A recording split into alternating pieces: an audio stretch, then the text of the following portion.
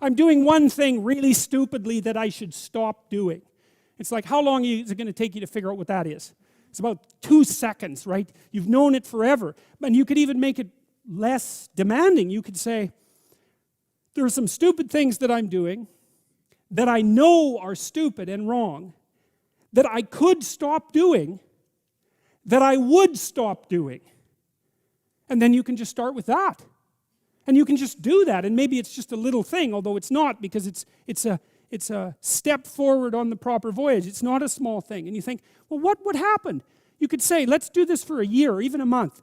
Just try not to do things you know to be stupid and wrong for a month. And that means not to say things you know to be stupid and wrong as well. Maybe that's the most important thing. Just do it as an experiment. See what happens. And it's so fun because I have people writing to me from all over the world who are saying they're doing that. They're saying, well, you know, I cleaned up my room and then I stopped saying stupid things and my God, it's like things are way better. It's like, who would have guessed it? You know? And so it's low-hanging fruit, man. Because that's the other thing. If there's a lot of things wrong with you, then it's really easy to start fixing it, you know? You got there's so much territory that you can inhabit.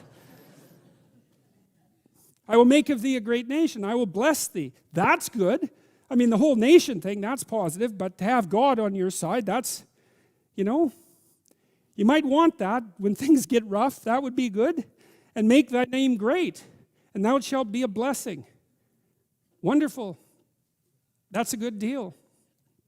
And I will bless them that bless thee. That's good too. And curse him that curseth thee. And in thee shall all families of the earth be blessed. That's something.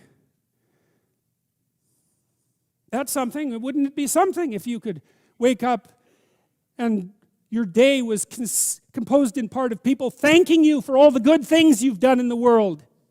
Wouldn't that be good? It's not impossible for that to happen. So Abram departed.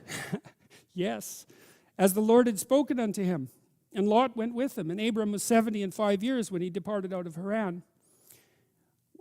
That's old. Now Abraham lives a long time, but this is also part of the story. So he has a wife who can't have children.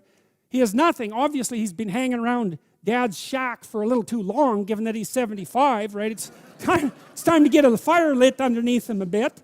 And so he's not got much going for him, but he still decides to move forward. And I've seen this too, you know, like if you don't have your destiny in hand by your time you're 30, it's rough. You start hurting. And if you don't have your destiny in hand by the time you're 40, then you really start hurting. And 40 is a real fork in the road. The fork in the road, that's always where you meet the devil, by the way. And that's because every time you have to make a decision, the possibility of evil beckons. That's why that is. I had a friend, I've told you a little about him, and he killed himself just after 40. You know, he had had a book published with a very small press. He was quite a good writer, but he could not get himself together, and it hit him too hard at 40. And I'm not saying that it's hopeless at 40. I'm not saying that. And I'm not saying that partly because of these verses, but also partly because of what I've seen in my clinical practice. I've had people come to me who have had very chaotic and ill-spent lives, let's say, who were in that neighborhood of age. And it's true for people who are older as well, who then decided to make a real effort and to try to make where they were better, you know, instead of being bitter about where they weren't, because that's the bitterness that really does you in. It's really not good. It's the opposite of gratitude. It's the manifestation of resentment. It makes you malevolent. It's very, very bad to be bitter. It's hell to be bitter. And if you're 40 and you're not successful, then you have to accept your lot and you have to start to improve what's right in front of you. And if you do that, it doesn't take very long. It's quite interesting to watch people.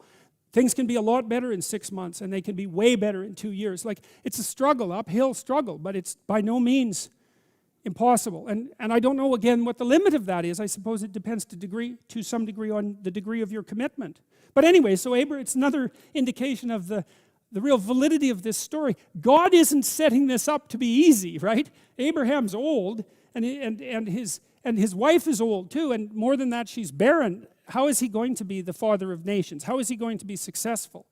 Well, the initial departure point is insufficient, radically insufficient. And that's very inspiring, because it means that you can start from where you are.